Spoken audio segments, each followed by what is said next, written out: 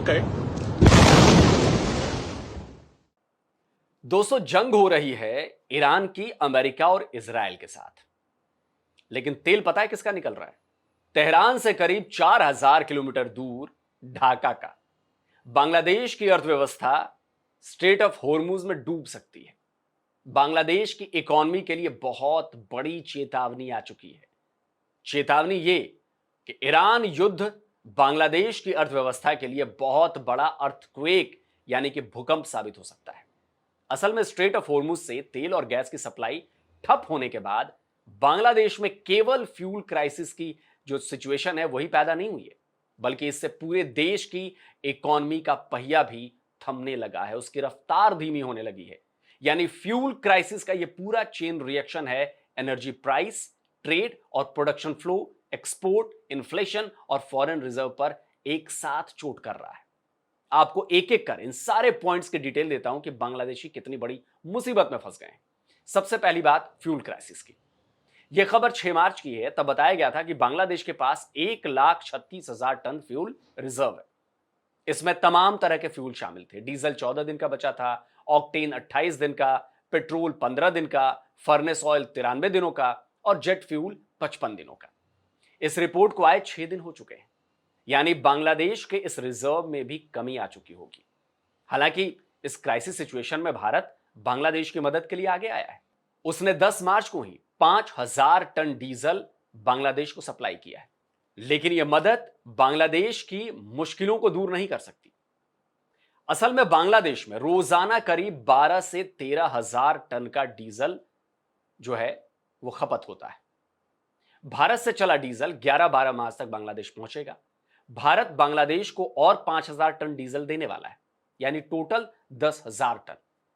लेकिन जब रोजाना की खपत ही 12 से 13,000 टन की होती है तो यह डीजल 10 दिन भी नहीं चल पाएगा।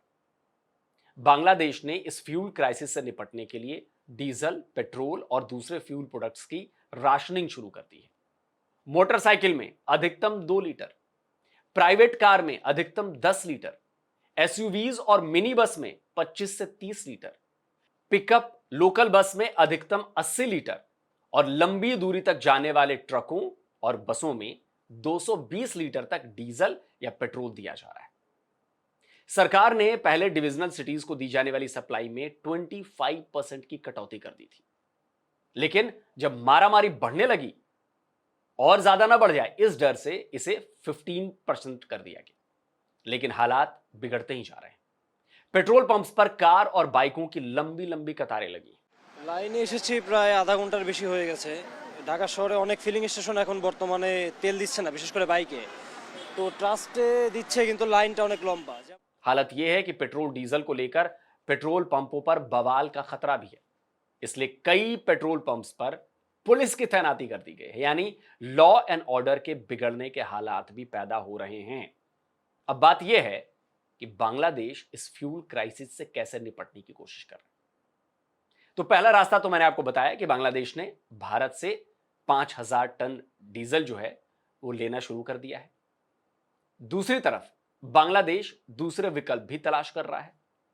Bangladesh Iran, UAE, Oman, Saudi Arab, Kuwait, Iraq और कतर से तेल और गैस लेता है, जबकि भारत, सिंगापुर और मलेशिया से भी वो कुछ फ्यूल खरीदता है। अब अरब देशों की तरफ से तो तेल और गैस जो है वो आ नहीं पा रहा। तो बांग्लादेश को उम्मीदें जो है ना वो एशियाई देशों से ही ज्यादा है। उसने सिंगापुर और इंडोनेशिया से भी और ज्यादा गैस की मांग की है। 10 मार्च को ही बांग्लादेश सरकार ने 3 एलएनजी शिपमेंट के लिए टेंडर जारी किया है, लेकिन इसे लेकर उम्मीद बहुत कम है। 2-3 दिन पहले भी बांग्लादेश ने इसी तरह का टेंडर जारी किया था, लेकिन किसी सप्लायर ने उसके लिए बोली नहीं लगाई। आखिरकार बांग्लादेश को ऑन स्पॉट मार्केट से एलएनजी के 2 शिपमेंट खरीदने पड़ गए और उसके लिए बांग्लादेश ने 2 गुनी से भी ज्यादा कीमत अदा की है। बांग्लादेश ने यह गैस यूएस बेस्ड गनोवर ग्रुप से खरीदे हैं। 2 शिपमेंट के लिए बांग्लादेश ने 2300 करोड़ टका अमेरिकी कंपनी को दिए हैं, यानी एक शिपमेंट से करीब 1150 करोड़ टका। जबकि जनवरी में इसी कंपनी से बांग्लादेश ने ऑन स्पॉट एलएनजी की एक शिपमेंट 500 करोड़ टका में खरीदी थी। तो हुआ ना डबल से भी ज्यादा। 11 मार्च को डॉलर के मुकाबले बांग्लादेश के टका की कीमत 122.6 टका है। इस हिसाब से 2300 करोड़ टका मतलब 187.7 मिलियन अमेरिकी डॉलर।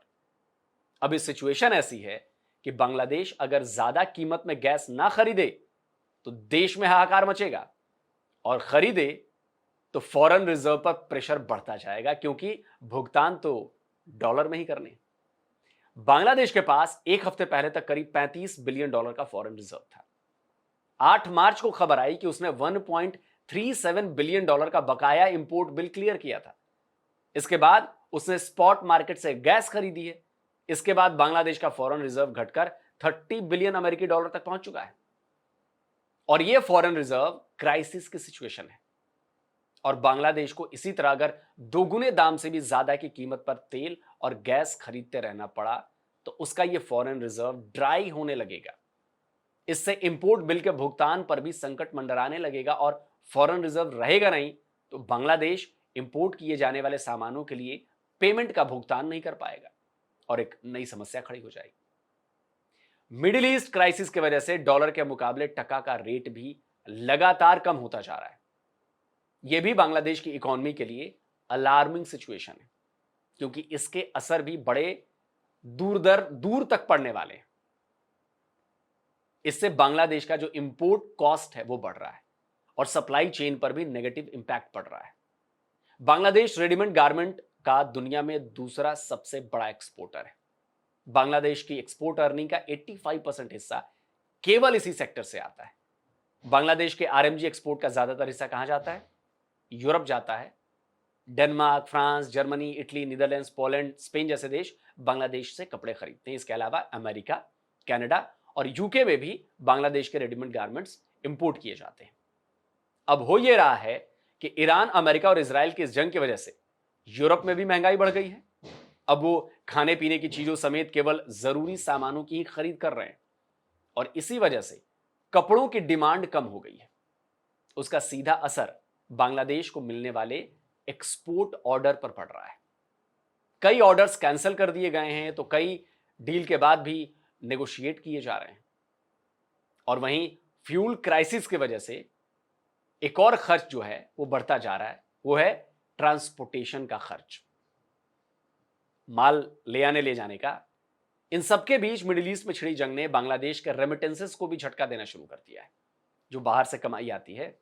करीब 11 मिलियन बांग्लादेशी दुनिया के अलग अलग देशों में रहकर काम कर रहे हैं। इनमें से 70 से 74% बांग्लादेशी सेमी या लो स्किल वर्कर हैं। इनमें से करीब 8 मिलियन बांग्लादेशी मिडिल ईस्ट में काम कर रहे हैं। परसेंटेज की बात करें तो यह करीब 86% है। बांग्लादेश को मिलने वाले रेमिटेंसेस का 45% भी इसी इलाके से आता है। तो जंग छिड़ने के बाद इस रीजन में रहने वाले बांग्लादेशियों की जान पर तो खतरा है ही साथ उनकी नौकरी पर भी संकट मंडरा रहा है। काम बंद होने और सैलरी देर से या कम आने का भी डर है। जब उन्हें कम पैसे मिलेंगे या नहीं मिलेंगे तो जाहिर है वो अपने घर वालों को भी कम पैसे भेजेंगे, तो बांग्लादेश की आमदनी पर भी असर पड़ेगा। कुल मिलाकर अमेरिका और इजराइल का यह नया खाड़ी युद्ध बांग्लादेश के लिए बर्बादी का सायरन बजा रहा है। चिंताएं भारत के लिए भी हैं।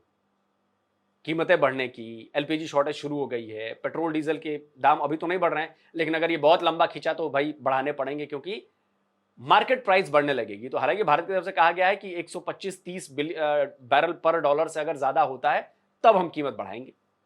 अब देखते हैं कब तक हम ये कर पाते हैं। हमारी इकोनॉमी मजबूत है, हमारा जीडीपी मजबूत है अभी जो जिस रफ्तार से बढ़ रहा है, फॉरेन रिजर्व हमारे पास ठीक ठाक है, तो हम इस असर को झेल लेंगे। बट पाकिस्तान और बांग्लादेश बहुत मुश्किल है। दोस्तों आप क्या कहते हैं? कमेंट करिए, अपनी राय दीजिए। जल्दी मिलता हूं एक और नए वीडियो के साथ। नमस्कार, जय हिंद।